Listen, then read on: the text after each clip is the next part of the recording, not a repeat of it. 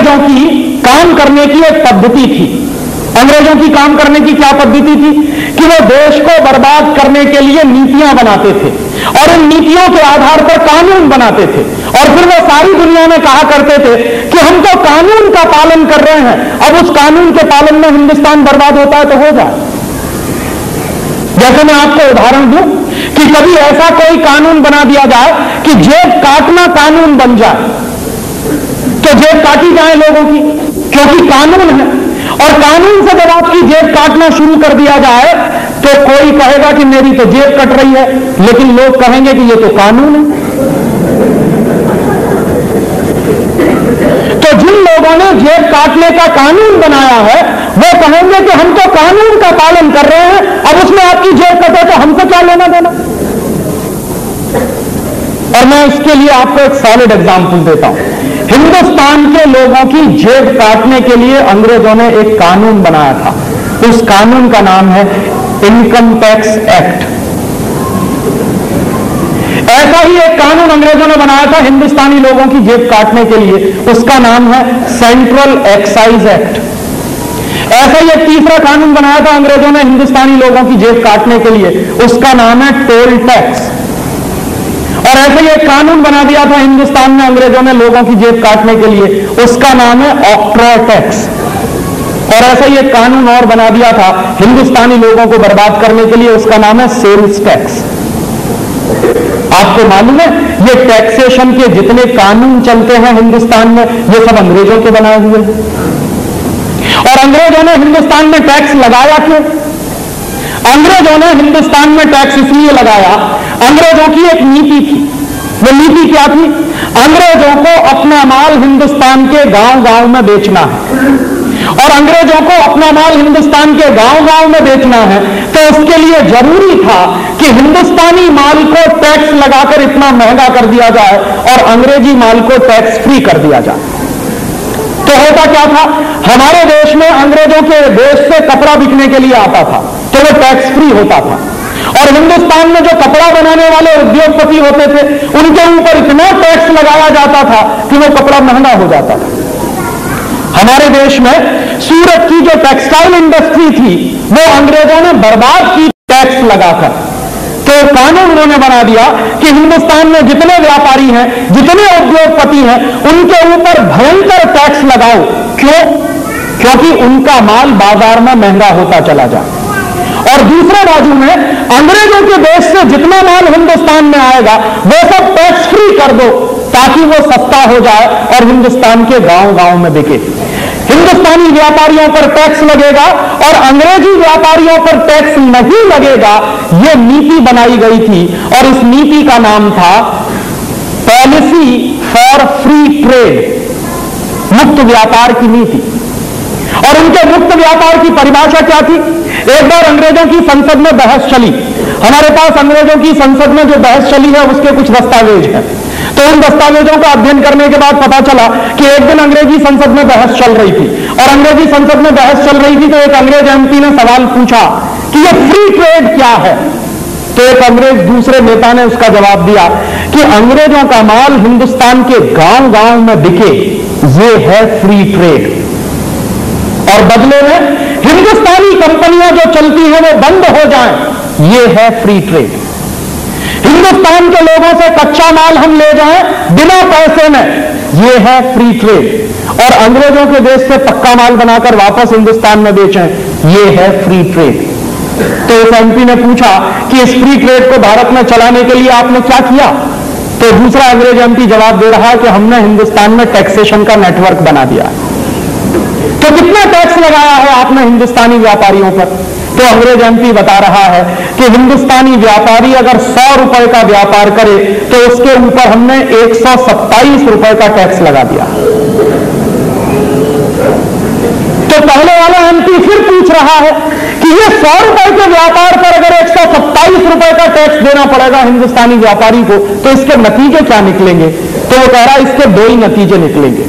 पहला नतीजा यह निकल सकता है कि अगर हिंदुस्तानी व्यापारी ईमानदार है और ईमानदारी से वो 127% टैक्स देना शुरू कर देगा तो धीरे धीरे उसका धंधा बंद हो जाएगा।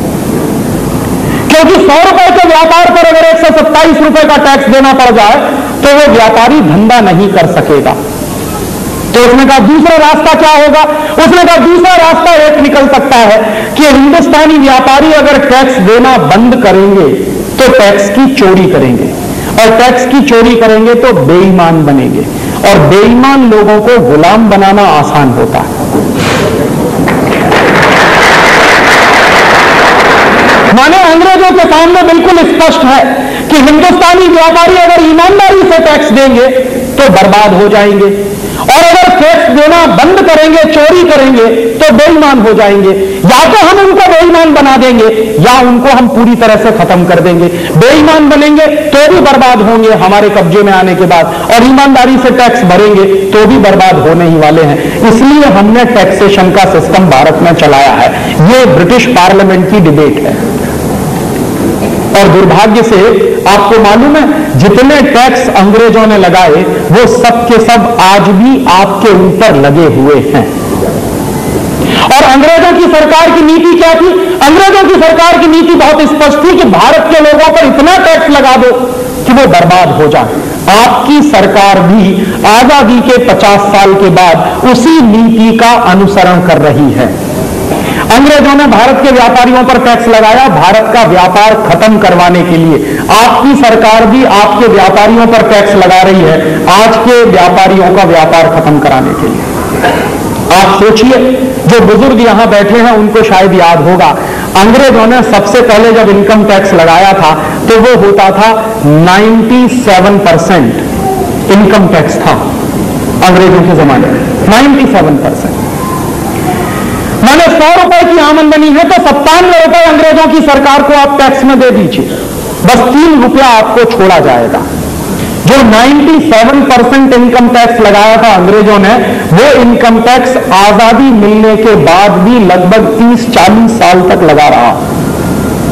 जो बुजुर्ग यहां बैठे उनको याद होगा कि 1982 के साल तक इस देश में इनकम टैक्स लगता था 97%। क्यों? 1945 में अंग्रेज चले गए थे तो अंग्रेजों के बाद यह इनकम टैक्स भी चला जाना चाहिए था, लेकिन वही इनकम टैक्स आजादी के बाद 1982 के साल तक लगता रहा और आपका खून चूसता रहा। अंग्रेजों ने लगाया था सेंट्रल एक्साइज का टैक्स, अंग्रेज चले गए 1947 में, सेंट्रल एक्साइज का टैक्स खत्म हो जाना चाहिए, लेकिन वो आज भी चल रहा। अंग्रेजों ने लगाया था ऑक्ट्रोय का टैक्स, अंग्रेज चले गए 1947 में, वो टैक्स खत्म हो जाना चाहिए था, लेकिन वो आज भी लगा हुआ। अंग्रेजों ने लगाया टोल टैक्स, अंग्रेज चले गए 1947 में, वो चला जाना चाहिए था टोल टैक्स का कानून, वो आज भी लगा हुआ। और टैक्सेशन का पूरा सिस्टम अंग्रेजों ने चलाया था आपको बर्बाद करने के लिए। अंग्रेजों के उन्हीं दस्तावेजों के आधार पर एक जानकारी और मिली हमको कि ये टैक्सेशन का जो डिपार्टमेंट बनाया अंग्रेजों ने, उस डिपार्टमेंट में जो ऑफिसर्स होते थे उनकी ट्रेनिंग कैसे दी जाती थी। जो अंग्रेजों के टैक्सेशन के डिपार्टमेंट में ऑफिसर्स आते थे टैक्स कलेक्शन के लिए, जिनकी ट्रेनिंग होती थी, उनकी ट्रेनिंग कैसे दी जाती थी? तो ट्रेनिंग देने के लिए अधिकारियों को एक फिलॉसफी सिखाई जाती थी। क्या फिलॉसफी सिखाई जाती थी? कि आप टैक्स कलेक्ट कर पाएं या न कर पाएं, ये इमैटीरियल है। माने आप रेवेन्यू कलेक्शन करें न करें, ये इमैटीरियल है, लेकिन आप हिंदुस्तानी व्यापारियों को इतना परेशान करिए कि वो अपना धंधा बंद कर दें। तो क्या होगा? तो जब हिंदुस्तानी व्यापारी अपना धंधा बंद करना शुरू कर देंगे तो अंग्रेजों के धंधे हिंदुस्तान में चलेंगे। ये उनकी नीति थी।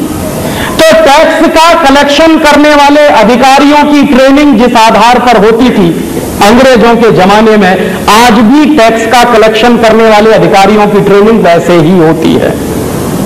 और आज भी उन अधिकारियों को यही सिखाया जाता है कि आप रेवेन्यू कलेक्शन कर पाए न कर पाए, लेकिन हिंदुस्तानी व्यापारियों को इतना परेशान करिए कि वो अपना धंधा बंद करके बैठ जाए। और इसी के साथ एक तीसरी बात और बताऊं कि एक बार अंग्रेजी पार्लियामेंट में एक बहस और चली, वो हिंदुस्तान में भी चली। यहां वॉयसराय होता था, वॉयसराय की काउंसिल होती थी। पहले ये पार्लियामेंट नहीं थी, ये पार्लियामेंट तो 1925-26 में बना, उसके पहले वॉयसराय की काउंसिल के माध्यम से पूरा देश चलता था। तो एक बार हिंदुस्तान में जो वॉयसराय था उसकी काउंसिल में डिबेट चली। क्या डिबेट चली एक मेंबर था वायसराय की काउंसिल का, वो ये कह रहा है कि हमने इनकम टैक्स एक्ट इतना कॉम्प्लेक्स बनाया है, इतना जटिल बनाया है, जो सीधे सीधे समझ में नहीं आता। उसी मेंबर ने एक बात और कही कि सेंट्रल एक्साइज का टैक्स जो है वो उससे भी ज्यादा कॉम्प्लिकेटेड है। तो ऐसा क्यों किया? तो जवाब मिला उसको कि ये कॉम्प्लिकेशन इसलिए है ताकि हिंदुस्तानी लोग इसको समझ ना सकें। जिन लोगों के ऊपर टैक्स लगाया जा रहा है वो लोग समझ नहीं पाए तो क्या होगा? जब वो उसको समझ नहीं पाएंगे तो डोर हमारे हाथ में रहेगी, हम चाहेंगे वैसा इंटरप्रिटेशन निकालेंगे उसका। और दुर्भाग्य से वो कॉम्प्लिकेटेड एक्ट इनकम टैक्स का और सेंट्रल एक्साइज का आज भी चल रहा है। और कितने कॉम्प्लिकेटेड हैं दोनों कानून, शायद ही दुनिया में किसी देश में इतने कॉम्प्लिकेटेड इनकम टैक्स और सेंट्रल एक्साइज के कानून होंगे जितने हिंदुस्तान में हैं। मैं नाम नहीं लेना चाहता, हमारे एक बहुत अच्छे दोस्त हैं, इलाहाबाद हाईकोर्ट में प्रैक्टिस करते हैं, इनकम टैक्स में 40 साल से प्रैक्टिस करते हैं। एक दिन मैंने उनसे मजाक में पूछा कि 40 साल से आप इनकम टैक्स में प्रैक्टिस कर रहे हैं, हाईकोर्ट के सबसे बड़े वकील माने जाते हैं, आप ईमानदारी से बताइए कि आपको समझ में आता है कि इनकम टैक्स एक्ट है क्या? तो पूरी ईमानदारी से उन्होंने जवाब दिया कि राजीव, 40 साल की प्रैक्टिस करने के बाद भी मुझको मालूम नहीं कि ये इनकम टैक्स एक्ट है क्या। तो मैंने कहा कि जब आपको समझ में नहीं आता ये इनकम टैक्स है क्या, तो आप इसकी प्रैक्टिस क्यों कर रहे हैं? तो कहने लगे ये मजबूरी है। तो मैंने कहा कि जिस आदमी के ऊपर ये कानून अप्लाई होता है, अगर उसको ये समझ में नहीं आए तो उसने कहा अन्याय करेगा ये कानून। न्याय के लिए थोड़ी बनाया गया, अन्याय करने के लिए बनाया गया। और वो अन्याय क्या है? आपको इतना दबा के रखा जाए, इतना कंट्रोल करके रखा जाए कि आप ऊपर निकल नहीं पाए। और मैं लोगों को, इस देश के उन व्यापारियों को, उद्योगपतियों को धन्यवाद देता हूं जो income tax, central excise, toll tax, sales tax, octroi tax, पता नहीं सर्विस टैक्स, क्या क्या टैक्स के होते हुए भी कुछ कर रहे हैं और आगे बढ़ रहे हैं। आप धन्यवाद के पात्र हैं। वरना भारत सरकार ने तो आपको मारने में कोई कसर नहीं छोड़ी। और जानते हैं आज क्या चल रहा है इस देश में? आज इस देश में वही चल रहा है जो अंग्रेजों के जमाने में चलता था। अंग्रेजों के जमाने में क्या चलता था? अंग्रेजी माल आएगा, टैक्स फ्री होगा और हिंदुस्तानी व्यापारियों पर टैक्स लगाया जाएगा। पिछले 7 वर्षों से हिंदुस्तान में जो ग्लोबलाइजेशन और लिबरलाइजेशन चल रहा है उसमें क्या हो रहा है? बाहर से आने वाले माल पर लगातार ड्यूटीज कम की जा रही हैं और हिंदुस्तानी लोगों पर टैक्स बढ़ाया जा रहा है। आपको मालूम है ये सर्विस टैक्स क्यों लगा दिया आपके ऊपर 5%? और सर्विस टैक्स के बाद अब पिछले 3-4 दिन पहले इंटरेस्ट रेट में जो परिवर्तन करके सरकार ने आपके ऊपर थोप दिया, ये जानते हैं क्यों हो रहा? हिंदुस्तानी व्यापारियों पर टैक्स बढ़ाना है, विदेशी व्यापारियों को टैक्स फ्री करना। आपको मालूम है इस देश में एक कानून है कि कोई अगर परदेशी कंपनी आए, कोई परदेशी व्यापारी आए और वो भारत सरकार को झूठ मूठ को कहे कि हम एक्सपोर्ट करेंगे, तो 10 साल तक भारत सरकार उससे कोई टैक्स नहीं लेती। 10 साल तक उसको टैक्स हॉलीडे मिलता है। माने विदेशियों को टैक्स फ्री और आपके ऊपर भयंकर टैक्स। ये चलता था अंग्रेजों के जमाने में, वही चल रहा है आज आजादी के 50 साल के बाद। इसलिए मैं पूछता हूं कि आजादी आई है क्या? अंग्रेजों ने चलाया था ये टैक्स का कानून हमें बर्बाद करने के लिए, व्यापारियों को बर्बाद करने के लिए। आजादी आई है क्या हमारे देश में? अगर भारतीय तंत्र होता तो भारतीय तंत्र हमेशा से एक सिद्धांत पर काम करता आया है।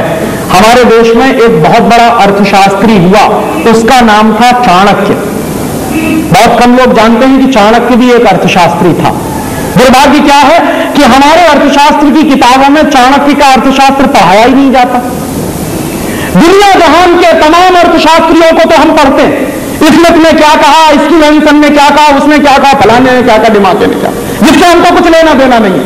लेकिन मेरे देश में जो सबसे बड़ा अर्थशास्त्री हुआ चाणक्य, उसी को नहीं पढ़ाते आपकी विश्वविद्यालय की शिक्षा में। माने गुलामी की शिक्षा है। चाणक्य जानते हैं क्या कहता था? एक बार चंद्रगुप्त और चाणक्य का झगड़ा हुआ। चाणक्य प्रधानमंत्री था, चंद्रगुप्त राजा था। तो चंद्रगुप्त और चाणक्य का झगड़ा हुआ। झगड़ा किस बात का हुआ? चंद्रगुप्त ने चाणक्य से कहा कि मुझे टैक्स कलेक्शन बढ़ाना, रेवेन्यू ज्यादा कलेक्ट करना। क्यों पूछा उसने? कि मुझे समाज सेवा के काम करने हैं। तो चाणक्य ने कहा कि समाज सेवा के काम तुम मत करो, इसके लिए समाज के लोग बहुत हैं, वो कर लेंगे। कहने लगा नहीं, मुझे रेवेन्यू कलेक्शन बढ़ाना ही बढ़ाना है ताकि राज्य के लिए कुछ ज्यादा पैसा मेरे पास बच सके। तो चाणक्य ने उससे कहा कि तुम रेवेन्यू कलेक्शन बढ़ाओ, तुम्हारे मन में योजना क्या है? कहने लगा मैं टैक्स बढ़ाना चाहता हूं। तो उसने कहा कि कभी गलती मत करना। तो उसने पूछा क्यों? तो चाणक्य ने चंद्रगुप्त को जो जवाब दिया है वो सबसे बड़ा अर्थशास्त्र है। वो कह रहा है कि किसी भी समाज में कुल उत्पादन का 5% से ज्यादा टैक्स नहीं होना चाहिए।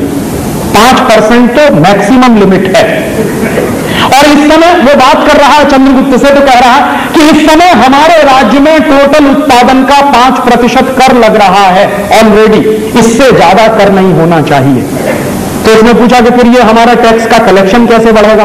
तो कह रहा है कि तुम राज्य का वातावरण ऐसा बनाओ कि व्यापार 2 गुना हो जाए, तो तुम्हारा टैक्स कलेक्शन 2 गुना हो जाएगा। माने तुम व्यापार इतना बढ़ाओ कि जो अभी जो व्यापार चल रहा है उसका 2 गुना हो जाए, तो तुम्हारा टैक्स कलेक्शन 2 गुना हो जाएगा। टैक्स की दर बढ़ाने की जरूरत नहीं है। और वो चेतावनी दे रहा है कि ये गलती मत करना। चंद्रगुप्त ने वही किया, और चंद्रगुप्त ने जो किया उसको भारतीय इतिहास में कहते हैं कि वो गोल्डन पीरियड था, हमारा स्वर्ण युग था। क्यों? क्योंकि वही एक जमाना था जिस जमाने में टैक्स सबसे कम लगता था। और ये जो चाणक्य की फिलॉसफी है कि टैक्स की रेट जितनी कम से कम होगी, टैक्स कलेक्शन उतना ही ज्यादा से ज्यादा होगा, ये भारत सरकार ने आज तक कभी इस्तेमाल नहीं किया। क्योंकि भारत सरकार स्वदेशी है नहीं, ये शरीर से दिखने में स्वदेशी है, इसमें काम करने वाले लोगों की आत्मा विदेशी है। अगर उनकी आत्मा देशी होती तो चाणक्य की इस फिलॉसफी को कब का इस देश में लागू किया गया होता। हमारे देश में एक ही नेता हुआ जिसने चाणक्य की इस आर्थिक फिलॉसफी को पूरी हिम्मत के साथ लागू करने की कोशिश की। शायद उसका नाम आप नहीं जानते होंगे। वो व्यक्ति था गुलाम बख्शी, जम्मू कश्मीर का चीफ मिनिस्टर हुआ। तो जब गुलाम बख्शी जम्मू कश्मीर का चीफ मिनिस्टर हुआ तो चाणक्य के अर्थशास्त्र को उसने पढ़ रखा था। तो चाणक्य के अर्थशास्त्र को पढ़ने के बाद उसने फैसला किया, चीफ मिनिस्टर बन गया, उसके तुरंत बाद उसने फैसला किया कि पूरे जम्मू कश्मीर में टैक्स की रिडक्शन करनी, टैक्स की दर कम करनी। और कितनी कम करनी है? उसने कहा मैक्सिमम 10%, इसके ऊपर नहीं जाना। तो हंगामा मच गया पूरे देश में। क्या हंगामा मच गया? बड़े बड़े अर्थशास्त्रियों ने यह चिल्लाना शुरू कर दिया कि ये जम्मू कश्मीर को डुबो देगा, टैक्स कलेक्शन नहीं आएगा, और टैक्स कलेक्शन नहीं आएगा तो सरकार नहीं चलेगी, राज्य नहीं चलेगा, राज्य के कामकाज नहीं चलेंगे, वगैरह वगैरह। पूरे देश में बहस चलने लगी। गुलाम बख्शी ने कहा कि मैं मुख्यमंत्री हो गया हूं, मैं ये करूंगा, और अगर चाणक्य ये कहता था तो एक बार करके तो देखूं, हो सकता है परिणाम निकल आए इसमें से। तो उस आदमी ने हिम्मत की और उसने टैक्स कम करते करते करते करते करते कहां तक ले गया? 10% पे ले गया। और उसने कहा 1 साल तक मैं यही चलाऊंगा। 1 साल उसने चलाया। 1 साल के बाद नतीजा जानते हैं क्या निकला? 1 साल पहले जम्मू कश्मीर में जितना टैक्स इकट्ठा होता था, जो टोटल रेवेन्यू कलेक्शन था, उसका 300 गुना ज्यादा दूसरे साल में कलेक्ट हुआ। माने जैसे ही उसने टैक्स की दर कम की, टैक्स का कलेक्शन उसका 300 गुना बढ़ा, और सारे देश को उसने चुप करा दिया, उस एक व्यक्ति ने। और ये बात हिंदुस्तान में लागू होनी चाहिए थी। अंग्रेज चले गए, अंग्रेजों की टैक्सेशन की व्यवस्था खत्म होने के बाद अगर हिंदुस्तानी टैक्सेशन की व्यवस्था कोई आनी चाहिए थी तो वो ऐसी ही व्यवस्था होनी चाहिए थी जिसमें कम से कम टैक्स लगे लोगों के ऊपर और लोगों को छोड़ा जाए, मुक्त किया जाए। लेकिन दुर्भाग्य से हुआ उल्टा, अंग्रेजों ने जितने टैक्स लगाए उतने ही टैक्स आज आपके ऊपर लगे हुए हैं, डायरेक्ट और इनडायरेक्ट दोनों तरीके से। कभी कभी एक बार मैं कैलकुलेशन करता हूं, अगर साधारण रूप से आप सारे कानूनों का पालन करें, हर कानून का पालन करने योग्य था। क्यों? क्योंकि वही एक जमाना था जिस जमाने में टैक्स सबसे कम लगता था। और ये जो चाणक्य की फिलॉसफी है कि टैक्स की रेट जितनी कम से कम होगी, टैक्स कलेक्शन उतना ही ज्यादा से ज्यादा होगा। यह भारत सरकार ने आज तक कभी इस्तेमाल नहीं किया, क्योंकि भारत सरकार स्वदेशी है नहीं। ये शरीर से दिखने में स्वदेशी है, इसमें काम करने वाले लोगों की आत्मा विदेशी है। अगर उनकी आत्मा देशी होती तो चाणक्य की इस फिलॉसफी को कब का इस देश में लागू किया गया होता। हमारे देश में एक ही नेता हुआ जिसने चाणक्य की इस आर्थिक फिलॉसफी को पूरी हिम्मत के साथ लागू करने की कोशिश की। शायद उसका नाम आप नहीं जानते होंगे। वो व्यक्ति था गुलाम बख्शी, जम्मू कश्मीर का चीफ मिनिस्टर हुआ।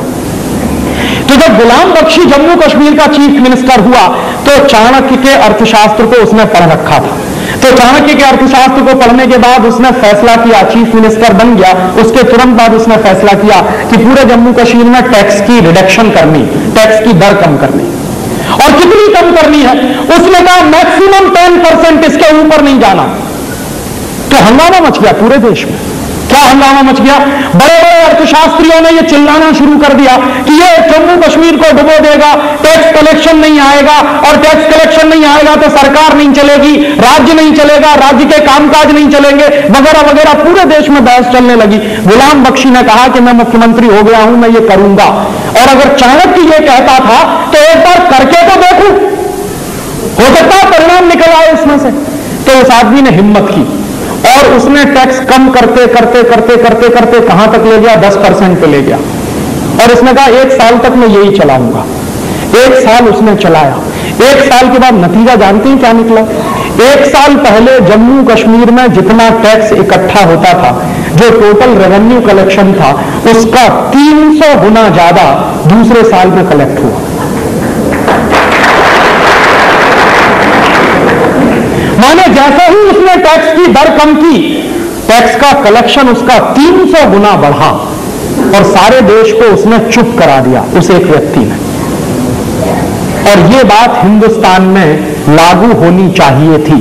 अंग्रेज चले गए, अंग्रेजों की टैक्सेशन की व्यवस्था खत्म होने के बाद अगर हिंदुस्तानी टैक्सेशन की व्यवस्था कोई आनी चाहिए थी तो वो ऐसी ही व्यवस्था होनी चाहिए थी जिसमें कम से कम टैक्स लगे लोगों के ऊपर और लोगों को छोड़ा जाए, मुक्त किया जाए। लेकिन दुर्भाग्य से हुआ उल्टा। अंग्रेजों ने जितने टैक्स लगाए उतने ही टैक्स आज आपके ऊपर लगे हुए हैं, डायरेक्ट और इनडायरेक्ट दोनों तरीके से।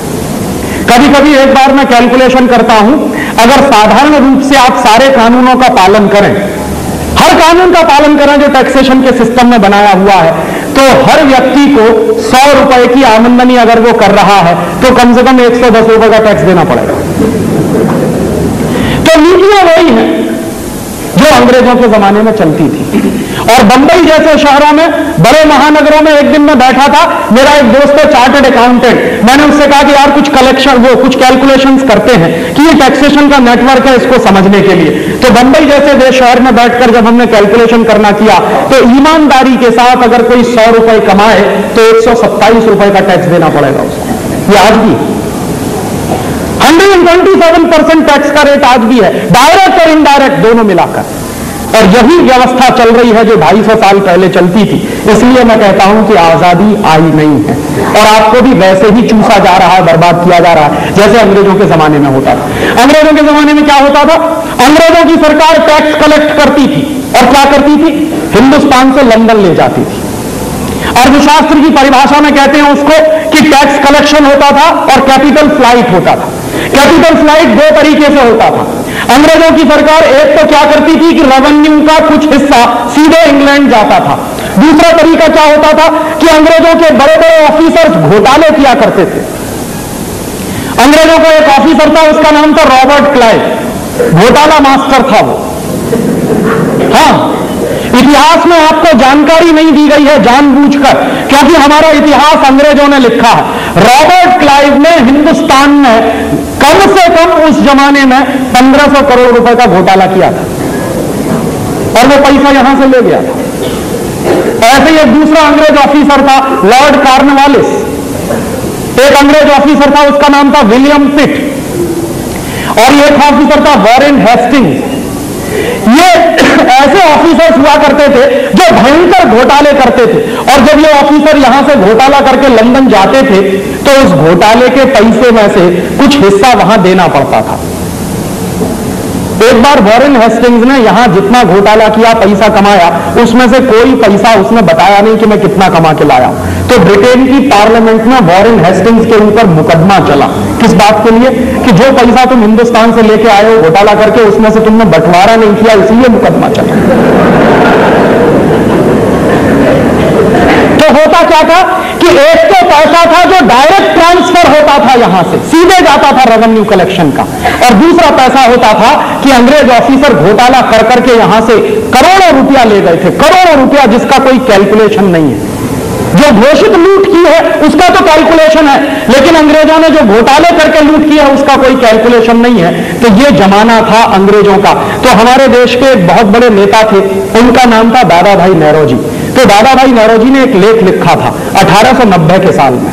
1890 में दादा भाई नेहरू ने एक लेख लिखा था, और उस लेख में उन्होंने लिखा क्या था, उनके दिल का दर्द है। वो लेख क्या है? उसमें वो लिख रहे हैं कि ये अंग्रेजों की सरकार इतना लूटती है हिंदुस्तान को, आम आदमी को इतना लूटती है, इतना कष्ट होता है, और ये सारा लूट का पैसा यहां से लंदन चला जाता है। काश ये देश आजाद हो जाए। उस लेख में वो लिख रहे हैं कि काश ये देश आजाद हो जाए तो कम से कम ये लूट तो बंद हो जाएगी इस देश की। ये 1890 के साल में दादा भाई नेहरू जी ने लिखा। भगवान उनकी आत्मा को शांति दे। 1947 में ये बात सच सिद्ध होनी चाहिए थी, लेकिन हुआ उसका ठीक उल्टा। क्या हुआ? आजादी के पहले आपकी जितनी लूट हुई है, आजादी मिलने के 50 साल के बाद आप उससे 1000 गुना ज्यादा लूटे हैं। जानते हैं क्या हुआ है? अंग्रेज यहां से कितना पैसा लेकर जाते थे उसका हिसाब अगर आपको लगाना हो तो 1760 से 1947 तक हर साल 70 करोड़ रुपया जाता था यहां से। 1760 से 1947 तक, और 1760 से 1947 तक हर साल में 70 करोड़ जाता था। तो आप हिसाब लगा लीजिए, इतने साल गुना 70 करोड़, तो इतना रुपया गया हिंदुस्तान से। आजादी मिलने के 50 साल के बाद जानते हैं आपकी कितनी लूट हुई है हिंदुस्तान में?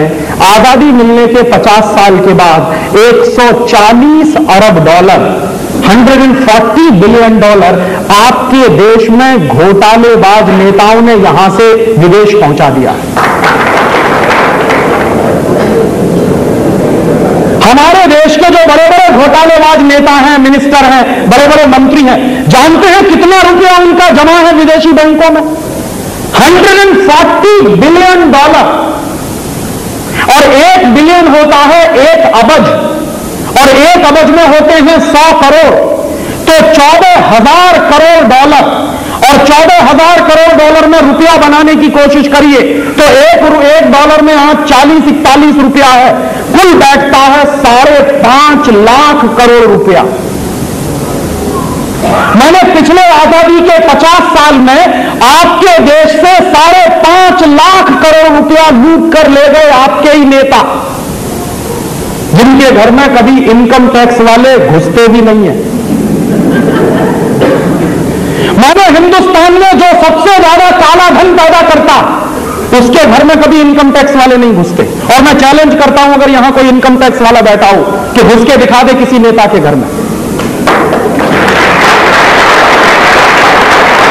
मैंने साधारण व्यापारियों के घर में घुस जाएंगे, छाती पर खड़े हो जाएंगे, खून चूसेंगे आपका। लेकिन दुर्भाग्य से हमारे देश में जो सबसे ज्यादा काला धन पैदा करने वाले लोग हैं, जो सबसे ज्यादा ब्लैक मनी जनरेट करते हैं, उनके घर में आज तक कभी रेड नहीं पड़ी है। मैं पिछले 50 साल से केस देख रहा हूं कि इनकम टैक्स डिपार्टमेंट ने कभी किसी नेता के घर में रेड डाली क्या? और मैं आपको घोषित रूप से कह सकता हूं, एक नेता थे हमारे देश में, उनका नाम था जगजीवन राम। वो अक्सर कहा करते थे, पब्लिक मीटिंग में कहा करते थे कि मैं हर साल इनकम टैक्स रिटर्न भरना भूल जाता हूं, हर साल। और कभी भी इनकम टैक्स अधिकारियों की हिम्मत नहीं हुई जो उनके घर पे जाकर रेड कर सके। आपके घर में रोज खड़े हो जाएंगे, लेकिन नेताओं के घर में कभी रेड नहीं होती। क्यों? अगर आप इनकम टैक्स की चोरी करते हैं तो चोर हैं, नेता इनकम टैक्स की चोरी करें तो वो चोर नहीं है। कहते हैं डेमोक्रेसी में कानून सबके लिए एक सा होता, तो नेताओं को भी जेल होनी चाहिए जिन्होंने $140 अरब यहां से ले गए हैं विदेश में। लेकिन नहीं होता। आप 50 रुपए की चोरी करिए, 100 रुपए की चोरी करिए, 200 रुपए की चोरी करिए, आपको जेल के अंदर डाल देंगे। और जो करोड़ों रुपए के घोटाले करते हैं वो हिंदुस्तान में घूम रहे हैं छुट्टा सांड की तरह से। हो सकता है आपको जमानत नहीं मिले, लेकिन जो सैकड़ों करोड़ का घोटाला करने वाले नेता हैं उनको जमानत भी मिलती है इस देश में। कौन से देश में आप रह रहे हैं और कौन सी व्यवस्था आप चला रहे हैं? और जानते हैं ये $140 अरब कितना? ये $140 अरब रुपया इतना है जितने रुपए में हमारे देश के ऊपर कुल विदेशी कर्ज चुकाया जा सकता। हमारे देश का कुल विदेशी कर्ज है 4.5 लाख करोड़ रुपए का। तो ये जो 5.5 लाख करोड़ रुपया हमारे देश के नेताओं ने लूटकर यहां से विदेशी बैंकों में जमा कर दिया है, इसको अगर वापस हिंदुस्तान में ले आया जाए तो हमारा कुल विदेशी कर्ज चुकाया जा सकता है। और आप कहेंगे कि ना सिर्फ कुल विदेशी कर्ज चुकाया जा सकता है बल्कि 1 लाख करोड़ रुपया बचेगा आपके पास विदेशी कर्ज चुकाने के बाद भी। तो आप पूछेंगे कि राजीव भाई ये होने वाला कैसे है? इसका एक ही तरीका है कि जो घोटालेबाज नेता हैं, जो ले गए हैं यहां से करोड़ों रुपए हिंदुस्तान से बाहर विदेशी बैंकों में, इनको बिजली के तार से उल्टा लटका दीजिए और नीचे आग जलाइए और उसमें मिर्ची का पाउडर झोंकिए, तब देखिए बिलियंस ऑफ डॉलर जेब में से निकल के सड़कों पर गिर पड़ेगा। इसका और कोई दूसरा इलाज नहीं।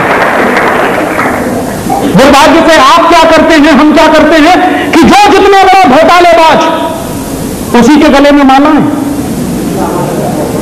जो जितने बड़ा घोटालेबाज उसी के लिए तालियां, जो जितने बड़ा घोटालेबाज उसी की जय जयकार, जो जितना बड़ा घोटालेबाज उसी के लिए वोट मांगने आप जाते हैं। और मौसम आ रहा है, आपके घर पे आएंगे ये सब वोट मांगने।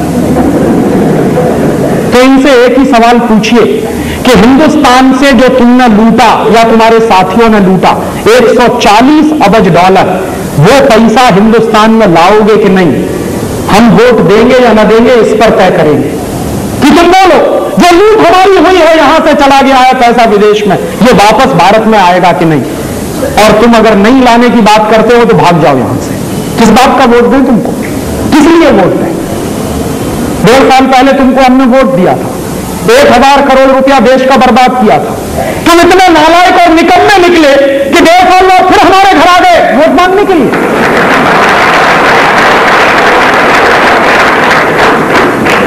हमने तो तुमको 5 साल के लिए भेजा था।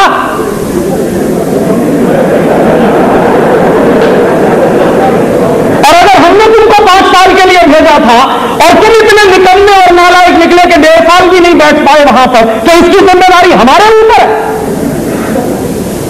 और अगर तुम 1.5 साल भी वहां बैठ नहीं सकते तो कहीं जाओ और समुद्र में डूबकर आत्महत्या कर लो,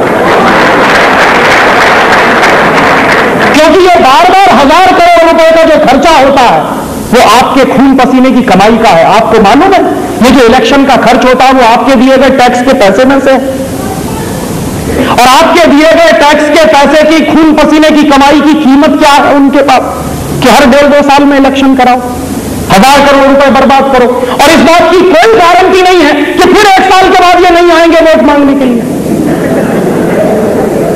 कोई गारंटी नहीं है इस बात की। तो इनको तो खून लग गया है आपके खून पसीने की कमाई के पैसे का।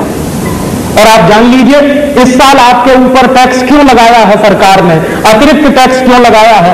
क्योंकि हिंदुस्तान के नेताओं के मुंह में जो खून लगा है, अब हिंदुस्तान की ब्यूरोक्रेसी के मुंह में भी खून लग गया है आपको चूसने का। जानते हैं क्या हुआ है? 5th पे कमीशन की रिपोर्ट आई और भारत सरकार ने लागू कर दिया। अब क्या होगा? एक सेक्रेटरी को तनख्वाह मिलेगी 50,000 रुपए,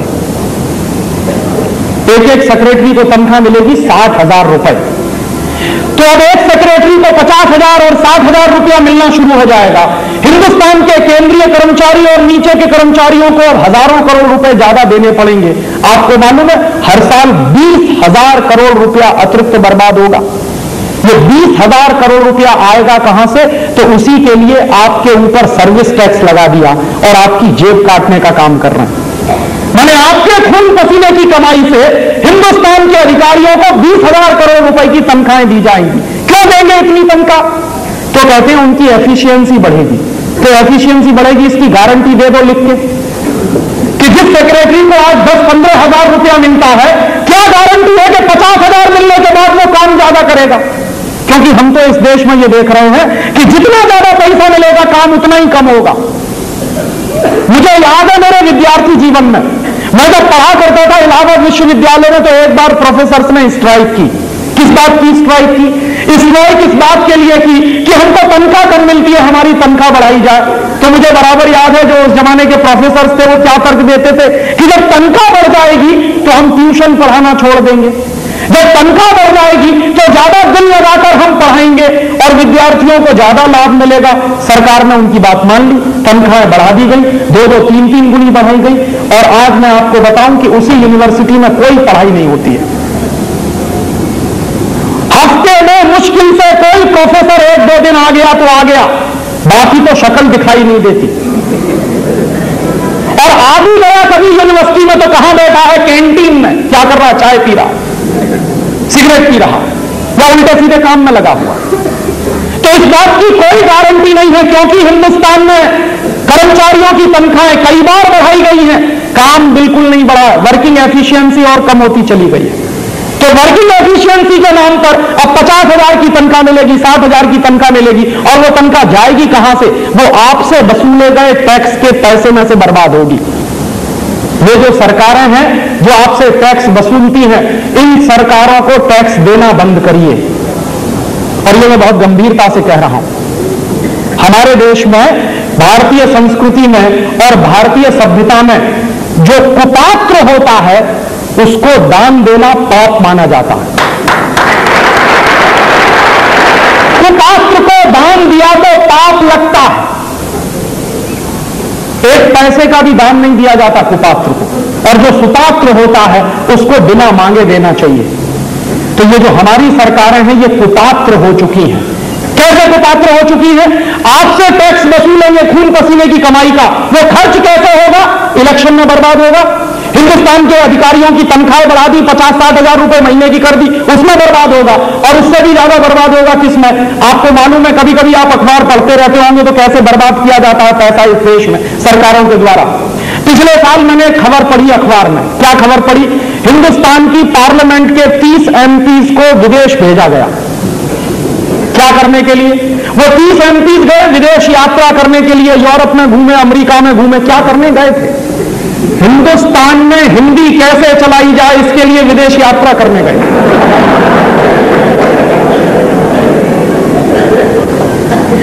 हिंदुस्तान में हिंदी कैसे लागू की जाए इसके लिए 30 एमपीज को भेजा गया विदेश यात्रा पर। करोड़ों रुपए उसमें बर्बाद हो गए आपके खून पसीने की कमाई के। 1-1.5 महीने पहले मैं गोवा गया था। गोवा में मेरी कई जगह पर पब्लिक मीटिंग हुई थी। एक पब्लिक मीटिंग मेरी हुई पणजी में, वहां की राजधानी है। तो उस पब्लिक मीटिंग में 3 धारासभ्य आए थे, एमएलए आए थे। वो भाषण सुनने के बाद कहने लगे, राजीव भाई आपसे एक बात कहनी। तो मैंने कहा कहिए। कि नहीं अकेले में कहनी। मैंने कहा चलिए अकेले में चलते। तो वो अकेले में ले गए और तीनों ने मुझे कहा कि राजीव भाई आपको मालूम है, कुछ दिन पहले हमारी गोवा की सरकार ने हम सभी एमएलए को सिंगापुर भेजा था। क्या करने के लिए गए थे? कहने लगे हम सबको सिंगापुर भेज दिया, उसमें सत्ता पक्ष विपक्ष सब एमएलए शामिल थे। मैंने कहा क्या करने गए थे? क्या करने गए थे? तो हमारी सरकार ने हमको सिंगापुर भेजा था, गोवा में ट्रैफिक की प्रॉब्लम का सलूशन सिंगापुर में ढूंढने गए थे। तो मैंने कहा क्या सलूशन मिला आपको? कहने लगे क्या आप भी बेवकूफी की बात करते हैं? ट्रैफिक प्रॉब्लम हमारी है, सलूशन गोवा में, वो सिंगापुर में मिलेगा। तो मैंने कहा फिर क्या करके आए? कुछ तो किया होगा, क्योंकि आपने करोड़ों रुपया बर्बाद किया गोवा के लोगों के टैक्स के पैसे का, तो कुछ तो दिखाया होगा उल्टा सीधा।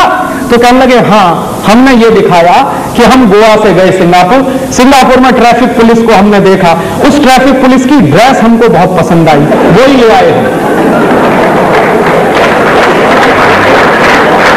तो तो मैंने कहा कि सिंगापुर के ट्रैफिक पुलिस की ड्रेस पहनकर अब आप गोवा की ट्रैफिक प्रॉब्लम सॉल्व करेंगे क्या? तो इनका प्रॉब्लम सॉल्व होगी या ना होगी, लेकिन हम आपको बताएं ईमानदारी से, बीवी बच्चों के लिए खरीदारी खूब कर लाए। ऐसे आपके पैसे की बर्बादी होती है। आपको मालूम है आपके टैक्स के खून पसीने की कमाई का पैसा कैसे बर्बाद होता? हिंदुस्तान के बड़े बड़े मंत्री, बड़े बड़े तंत्री क्या करते हैं? जरा सा ब्लड प्रेशर हाई हुआ, चलो उड़ के लंदन, हार्ट अटैक आया तो चलो न्यूयॉर्क, कहीं कुछ भी हो गया थोड़ा बहुत तो चलो विदेश, और विदेश जाएंगे तो हवाई जहाज भर के नाती पोते बीवी बच्चे सब जाएंगे उसमें। और नाती पोते बीवी बच्चे जब हवाई जहाज भर के जाते हैं वहां इलाज करा के लौटते हैं तो एक एक मंत्री के इलाज का, एक एक एमपी ऐसे जो इनके इलाज का करोड़ों रुपया बर्बाद होता है इस देश में। कौन देता है वो पैसा? आपके खून पसीने की कमाई से जाता है। दिल्ली के सुप्रीम कोर्ट में एक पब्लिक इंटरेस्ट पिटीशन पड़ा हुआ है, हमारे कुछ दोस्त ने, उन्होंने किया क्या किया है? हमारे देश में 53 ऐसे एमपीज हैं जो अपने जमाने में मिनिस्टर रहे, जो गए थे इलाज कराने के लिए विदेश, करोड़ों रुपया बर्बाद किया है उन्होंने। और अब सुप्रीम कोर्ट में उन्होंने अर्जी लगाई है कि ये जो करोड़ों रुपया बर्बाद किया वो देश के खून पसीने की कमाई का, इनके बाप का नहीं है, ये पैसा वापस मिलना चाहिए। तो सुप्रीम कोर्ट ने भी नोटिस इशू कर दिया, तो हड़कंप मचा हुआ है उन लोगों में। मैंने आपके खून पसीने की कमाई कैसे बर्बाद की जाती है उसके लिए मैं आपको कुछ नमूने दे रहा हूं। हिंदुस्तान की सरकार का जो बजट है उस बजट में हर साल 65,000 करोड़ रुपए का फिस्कल डेफिसिट है। ये 65,000 करोड़ के फिस्कल डेफिसिट का मतलब जानते हैं क्या? हर साल आपके देश की सरकार 65,000 करोड़ रुपया ऐसा बर्बाद करती है जिसमें से कुछ नहीं निकलता। अगर आप पैसा खर्च करें और उसमें से कोई उत्पादन हो, उस उत्पादन में से मुनाफा आए, उस मुनाफे से देश का भला हो, तो समझ में आता है कि आप करिए। लेकिन 65,000 करोड़ रुपया तो ऐसा बर्बाद होता है हर साल जिसमें से कुछ नहीं निकलता। और आपको मालूम है टोटल टैक्स कलेक्शन कितना है इस देश का? भारत सरकार का एक साल का टोटल टैक्स कलेक्शन है 1.25 लाख करोड़ का। तो आधा टैक्स तो बर्बाद हो जाता है बिना किसी उसके। और आधा कहां जाता है ये भी आप पूछ लीजिए मुझसे कि जो टैक्स का कलेक्शन है भारत सरकार का, उसका आधा पैसा तो ऐसे डूबता है कि जिसमें से कुछ नहीं निकलता। और बचा हुआ आधा कहां डूबता है? बचा हुआ आधा डूब जाता है विदेशी जो कर्ज रखा है उसका ब्याज चुकाने में। हर साल भारत सरकार कर्जे का ब्याज चुकाती है 70,000 करोड़ रुपया। तो 70,000 करोड़ रुपया कर्जे का ब्याज चुकाने में डूबता है और 65,000 करोड़ रुपया ऐसा डूबता है जिसमें से कुछ नहीं निकलता, माने 1,15,000 करोड़ रुपए। और इतना ही लगभग टैक्स का कलेक्शन है। तो जितना टैक्स कलेक्शन है वो डुबा रहे हैं, बर्बाद कर रहे हैं आपके पैसे को। तो ऐसे टैक्स को देने की जरूरत क्या है जो बर्बाद हो जाए? और मैं आपको तभी एक दूसरी बात बताता हूं। बहुत लोग मुझको कहते हैं जब अधिकारी मिलते हैं कि राजीव भाई इस देश में टैक्स की चोरी होती है। मैं कहता हूं बहुत अच्छा करते हैं, टैक्स की चोरी करते हैं क्योंकि तुम कुपात्र हो, टैक्स लेने के लायक नहीं। तो एक अधिकारी मुझे मिला था एक बार, इनकम टैक्स का कमिश्नर, कहने लगा राजीव भाई आप क्या उल्टी बात कहते हैं? मैंने कहा मैं बिल्कुल सीधी बात कह रहा हूं। तो कहने लगा आप जो बात कह रहे हैं उसको किसी उदाहरण से सिद्ध कर सकते हैं? मैंने कहा मैं दे सकता हूं उदाहरण। मैंने हिंदुस्तान के ऐसे कई लोगों को देखा है जिनको मैं व्यक्तिगत रूप से जानता हूं, जिनका एक दिन का दान लाखों रुपए का है। एक दिन में लाखों रुपए दान करते हैं। मैं जानता हूं ऐसे लोगों को, ऐसे 100 से ज्यादा लोगों को मैं जानता हूं। मेरे व्यक्तिगत संबंध, हमारे कई दोस्तों के माध्यम से उनके संबंध, जो प्रतिदिन लाखों रुपए दान करते हैं कुआं बनाने के लिए, तालाब बनाने के लिए, गांव की पाठशाला चलाने के लिए, कुछ न कुछ करने के लिए देते रहते हैं। लेकिन वही लोग हैं जो सरकार को टैक्स नहीं देते। क्यों? जो व्यापारी प्रतिदिन लाखों रुपए दान करता है वही व्यापारी सरकार को टैक्स नहीं देता। क्यों नहीं देता? क्योंकि उसको सरकार पर भरोसा नहीं है कि उसके दिए गए टैक्स को सरकार सही काम में लाएगी। इसलिए वो लाखों का दान करता है। जहां दान कर रहा है वहां उसको भरोसा है कि उसके दिए गए पैसे से तालाब ही बनेगा, कुआं ही बनेगा, गांव का स्कूल ही चलेगा। लेकिन वही पैसा वो सरकार को नहीं देता और इसी को आप कहते हैं टैक्स की चोरी। मैं कहता हूं वो भारतीय धर्म का पालन कर रहा, वो टैक्स की चोरी नहीं कर रहा। भारतीय धर्म क्या है? कुपात्र को दिया गया दान पाप लगाता और सुपात्र को बिना मांगे देना चाहिए। तो हिंदुस्तान में तो ये ठीक ही है। तो कहने लगा वो इनकम टैक्स का ऑफिसर कि फिर आपको क्या लगता है? मैंने कहा देखिए कमिश्नर साहब, एक बात है बिल्कुल सीधी सपाट, इसको आप गले के नीचे उतार लीजिए कि जब तक हिंदुस्तान का इनकम टैक्स डिपार्टमेंट बंद नहीं होगा तब तक इस देश में काला धन चलता रहेगा। ये आप हैं जिन्होंने धन को काला और सफेद बनाया है। धन धन होता है, वो काला और सफेद नहीं होता। मनी मनी होती है, वो ब्लैक एंड व्हाइट नहीं होती। आपने एक बेवकूफी का कानून बना के कुछ धन को सफेद कह दिया, बाकी को काला कह दिया। धन धन होता है, मनी मनी होती है, वो ब्लैक एंड व्हाइट नहीं होती। तो जिस कानून के तहत आपने किसी धन को काला धन कहा है, जिस दिन ये कानून वापस ले लेंगे उस दिन सारा धन सफेद ही सफेद हो जाएगा। तो वो इनकम टैक्स का ऑफिसर कहने लगा तब सरकार कैसे चलेगी? मैंने कहा ज्यादा अच्छी चलेगी। मैंने उस ऑफिसर से पूछा कि आप पूरी ताकत लगा के कितना टैक्स वसूलते हैं एक साल? तो वो लगे कि हमारे 32,000 ऑफिसर हैं पूरे देश में, रात दिन डंडा लगाते रहते हैं, तब कितना टैक्स वसूल पाते हैं? 1.25 लाख करोड़ का। तो मैंने कहा 1.25 लाख करोड़ का आप टैक्स वसूलते हैं, आपको मालूम है ब्लैक मनी कितना है इस देश में? तो उसने कहा कि हर साल कम से कम 2.5 से 3 लाख करोड़ का ब्लैक मनी जनरेट होता है। तो मैंने कहा 2.5 से 3 लाख करोड़ का ब्लैक मनी जनरेट होता है, तो वो ब्लैक मनी वसूलने के लिए आप 1.25 लाख करोड़ रुपया सिर्फ वसूल पाते हैं। खर्चा कितना है आपका डिपार्टमेंट का? 1.25 लाख करोड़ रुपया वसूल करने के लिए आप खर्चा कितना करते? सरकार कितना खर्चा करती? तो कहने लगा खर्चा भी काफी ज्यादा है। मैंने कहा बता दीजिए कितना ज्यादा? कि वो सीक्रेट है, वो नहीं बता सकता। मैंने कहा मुझे मालूम है जो तुम बताना नहीं चाहते। सच्चाई यह है कि सरकार जितना टैक्स वसूलने के लिए खर्च करती है वो बहुत ज्यादा। तो कहने लगे फिर आपका क्या मानना है? मैंने कहा देखिए इनकम टैक्स डिपार्टमेंट बंद कर दीजिए तो क्या होगा?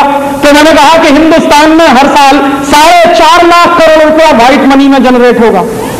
1.25 लाख करोड़ आप इकट्ठा करते हैं जिसको आप व्हाइट मनी कहते हैं, बाकी 2.5-3 लाख करोड़ रुपया आप ब्लैक मनी कह देते हैं। जब इनकम टैक्स का कानून ही नहीं रहेगा तो 4.5 लाख करोड़ का व्हाइट मनी ही हो जाएगा। और जिस आदमी के पास पैसा है घर में वो क्या तिजोरी में बंद रखेगा? कभी कल्पना करिए कि मान लीजिए आपके पास 1 करोड़ रुपया है और 1 करोड़ रुपया आपके घर में है, तो बंद करके रखेंगे आप? अगर आपको मालूम है कि कहीं कोई डरने की बात नहीं है, कोई नियम नहीं है, कायदा नहीं है, कानून नहीं है, तो आप 1 करोड़ रुपया वापस लाएंगे बाजार में, कोई कारखाना खोलेंगे, कोई धंधा चलाएंगे, कोई ना कोई उत्पादन का काम करेंगे, तो वो 1 करोड़ रुपया घर में से निकल के मार्केट में आएगा, माने फ्लोटेशन हो जाएंगे। माने मनी जो है फ्लोटिंग जब होता है तो इकोनॉमी में कभी भी रिसेशन नहीं आता, तो ये रिसेशन दूर हो जाएगा। कहने लगे बात तो आपकी समझ में आती है। मैंने कहा फिर इसमें करने में क्या दिक्कत है? तो हमारी रोजी रोटी का क्या होगा? मैंने कहा हल चलाओ गांव में जाके।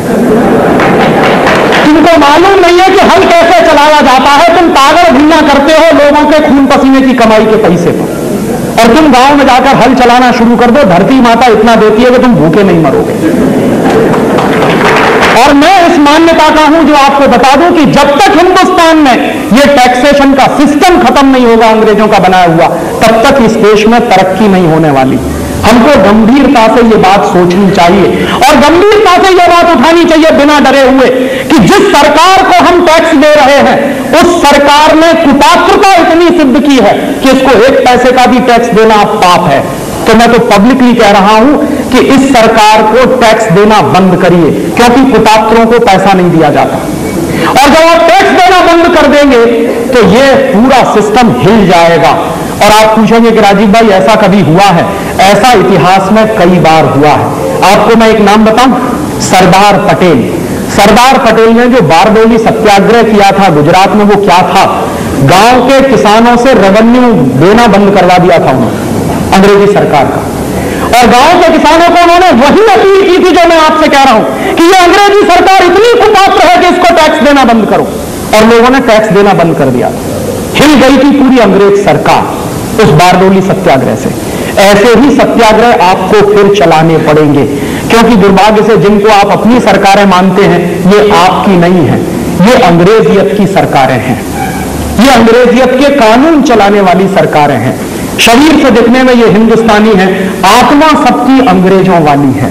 और चूंकि ये आत्मा अंग्रेजों वाली है इसलिए अंग्रेजियत की व्यवस्था को ये ढो रहे हैं। तभी मेरे मन में ये गुस्सा आता है कि जो कानून अंग्रेजों ने बनाए हमको बर्बाद करने के लिए वो क्यों चल रहे हैं। ये अंग्रेजियत की व्यवस्था आपको बदलनी पड़ेगी, बिना इस व्यवस्था को बदले आपको न्याय नहीं मिलने वाला। ऐसे एक दूसरा छोटा सा उदाहरण दूं कि ये अंग्रेजियत की व्यवस्था कितना अत्याचार करती है। अंग्रेजों ने हमारे देश में एक कानून बनाया था 1860 में, और वो 1861 में लागू हुआ। उस कानून का नाम है इंडियन पुलिस एक्ट। ये इंडियन पुलिस एक्ट अंग्रेजों ने क्यों बनाया? ये इंडियन पुलिस एक्ट अंग्रेजों ने इसलिए बनाया कि आपको शायद याद होगा 1857 में इस देश में क्रांति हुई थी। कैसे हुई थी क्रांति? मंगल पांडे नाम का एक नौजवान था, बैरकपुर की छावनी में नौकरी करता था, पुलिस में नौकरी करता था। अंग्रेजों की पुलिस में एक भारतीय नौजवान नौकरी करता था। एक दिन उस नौजवान को पता चला कि अंग्रेजों की पुलिस में नौकरी करते हुए उसको जो बंदूक चलाने के लिए कारतूस दिए जाते हैं उनमें गाय की चर्बी लगी होती है। तो गाय की जो चर्बी लगी होती है, उस गाय की चर्बी वाले कारतूसों को मुंह से खोलना पड़ता। तो उसको लगा कि ये गाय की चर्बी के कारतूस अगर मैं मुंह से खोलूं तो इससे अच्छा है कि मर जाऊं, और उसने बगावत की। क्या बगावत की? मंगल पांडे ने अपने अंग्रेज पुलिस ऑफिसर को गोली से मार दिया। जो अंग्रेज पुलिस ऑफिसर उसको गाय की चर्बी लगाए हुए कारतूस देता था मुंह से खोलने के लिए। जैसे ही मंगल पांडे ने अपनी बंदूक की गोली से अंग्रेज पुलिस ऑफिसर को मारा, वैसे ही पूरी आर्मी में बगावत हो गई। गांव-गांव, गली-गली में नौजवानों के संगठन शुरू हो गए। पूरे देश में एक लहर पैदा हो गई क्रांति की। अंग्रेजी सरकार परेशान हो गई। जब अंग्रेजी सरकार परेशान हुई तो अंग्रेजी सरकार के बड़े बड़े अधिकारियों की मीटिंगें हुई। अंग्रेजी सरकार के पार्लियामेंट में भी डिस्कशन हुआ, ब्रिटेन की संसद में भी बहस हुई। और बहस किस बात पर हुई कि अगर पुलिस ने बगावत की तो अंग्रेज हिंदुस्तान में एक दिन नहीं रह पाएंगे, आर्मी ने अगर बगावत कर दी तो अंग्रेज एक दिन भी नहीं रह पाएंगे इस देश में। तो कुछ करो, इस बगावत को रोको। तो हिंदुस्तान के क्रांतिकारियों ने जो बगावत की थी उसको रोकने के लिए अंग्रेजों ने एक कानून बना दिया, उसका नाम है इंडियन पुलिस एक्ट। ये बनाया गया 1860 में, ये लागू हुआ 1861 में।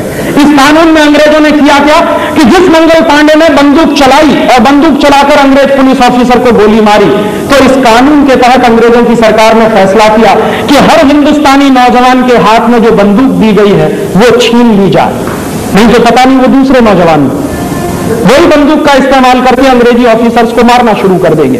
तो सारे हिंदुस्तानी नौजवान जो अंग्रेजों की पुलिस में नौकरी करते थे, सिपाही थे, उनके हाथों से बंदूकें छीन ली गई। कानून कौन सा था? 1860 का। और बंदूकें छीनकर क्या किया गया? उनके हाथ में एक डंडा पकड़ा दिया गया। बेचारे आज भी मेरे पुलिस के भाई वही डंडा लिए हुए खट खट खट खट घूमते हैं। और ये हंसने की बात नहीं है, ये मैं बहुत गंभीर बात आपसे कह रहा हूं कि हमारे देश की पुलिस के सिपाही के भाइयों के हाथ में ये डंडा क्यों है? ये डंडा अंग्रेजों के बनाए गए एक कानून के आधार पर है कि उनसे हाथ से बंदूकें छीनकर डंडा पकड़ा दिया गया। और उसके बाद उसी इंडियन पुलिस एक्ट में एक नया कानून और जोड़ दिया, एक नई व्यवस्था और थी। क्या व्यवस्था थी कि हर अंग्रेज पुलिस ऑफिसर को भारतीय क्रांतिकारियों के ऊपर लाठी चार्ज करने का आदेश और अधिकार दे दिया। उसके पहले ये नहीं था, 1860 के पहले ये नहीं था। 1860 में कानून बनाकर हर अंग्रेज पुलिस ऑफिसर को यह अधिकार दिया कि वो हिंदुस्तानी क्रांतिकारियों पर लाठी चला सकता है, और सिर्फ लाठी ही नहीं चला सकता, फायरिंग भी कर सकता। और उस कानून को बनाया कैसे गया?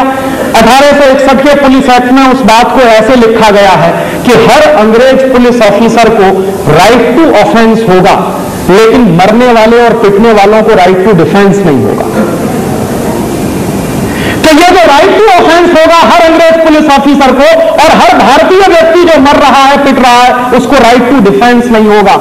इसी आधार पर हिंदुस्तान में दो बड़ी दुर्घटनाएं हुई। पहली दुर्घटना हुई जलियांवाला बाग में। 13 अप्रैल 1919 को एक अंग्रेज पुलिस ऑफिसर डायर, उसने गोलियां चलाई अंधाधुंध। 18 मिनट पुलिस फायरिंग हुई, और 18 मिनट की पुलिस फायरिंग में 2000 क्रांतिकारी मारे गए सीधे गोलियों से। 2000 क्रांतिकारी तो सीधे गोलियों से मारे गए। फिर जो भगदड़ मची उसमें कई हजार लोग मर गए। बाद में क्या हुआ? जिस अंग्रेज पुलिस ऑफिसर डायर ने ये गोली कांड किया था, उसके ऊपर एक मुकदमा चला अदालत में। अदालत ने फैसला दिया, क्या फैसला दिया? कि चूंकि डायर को राइट टू ऑफेंस था और मरने वालों को राइट टू डिफेंस नहीं था, इसलिए डायर को कोई सजा नहीं दी जा सकती, और डायर को छोड़ दिया गया। 2000 हिंदुस्तानी क्रांतिकारियों को जिस व्यक्ति ने मारा पुलिस फायरिंग में, उसको अदालत से कोई सजा नहीं हुई, क्योंकि कानून अंग्रेजों ने ऐसा बना के रखा था। जब सजा नहीं हुई तभी ऊधम सिंह जैसे नौजवान ने डायर को मारने का संकल्प लिया था। ऊधम सिंह पैदा हुआ था अंग्रेजी कानून की गलत बातों के कारण। ऊधम सिंह ने संकल्प क्यों लिया था? अगर देश को न्याय मिलता और डायर को फांसी हो जाती, क्योंकि उसने 2000 क्रांतिकारियों को मार दिया था, तो ऊधम सिंह जैसे नौजवान को खड़े होने की जरूरत नहीं पड़ती। लेकिन ऊधम सिंह ने संकल्प ये लिया था कि यह अंग्रेजी काला कानून कभी भी हमको न्याय नहीं देगा, इसलिए डायर को मारना मेरा धर्म, इसलिए मारा था उसने। ऐसी एक दूसरी दुर्घटना और हुई थी 1928 के साल में। लाला लाजपत राय पर लाठीचार्ज हुआ था, याद करिए। और एक अंग्रेज पुलिस ऑफिसर था, उसका नाम था सैंडर्स। उसने लाला लाजपत राय पर इतनी लाठियां बरसाई कि लाला लाजपत राय मर गए उसी समय। जब लाला लाजपत राय की मृत्यु हो गई तो उस अंग्रेज पुलिस ऑफिसर के खिलाफ केस किया था अदालत में। बहुत कम लोग जानते हैं वो केस फाइल किया था भगत सिंह ने। भगत सिंह, राजगुरु और जो सुखदेव की जो जोड़ी थी, इन लोगों ने केस किया था सैंडर्स के खिलाफ, क्योंकि लाला लाजपत राय को लाठियों से मार दिया था सैंडर्स ने। अदालत में उस केस का भी फैसला ऐसे ही हुआ कि सैंडर्स को राइट टू ऑफेंस था, लाला लाजपत राय को राइट टू डिफेंस नहीं था। और तब उन तीनों क्रांतिकारियों ने कल्पना की थी कि ये काला कानून अंग्रेजों का बनाया हुआ हिंदुस्तान के क्रांतिकारियों पर लाठीचार्ज करता है, फायरिंग करवाता है। इस काले कानून से जब तक मुक्ति नहीं मिलेगी तब तक हिंदुस्तान की आजादी के बारे में हम सपना नहीं देख सकते। दुर्भाग्य से उन क्रांतिकारियों ने जो सपना देखा था उस काले कानून से मुक्ति पाने का, वो काला कानून आज भी चल रहा है इस देश में आजादी के 50 साल के बाद। आप जानते हैं आज जो पुलिस का कानून चल रहा है वही है इंडियन पुलिस एक्ट। और आज भी पुलिस ऑफिसर को लाठीचार्ज करने के लिए, फायरिंग करने के लिए राइट टू ऑफेंस मिला, मरने वाले और पिटने वालों को राइट टू डिफेंस नहीं।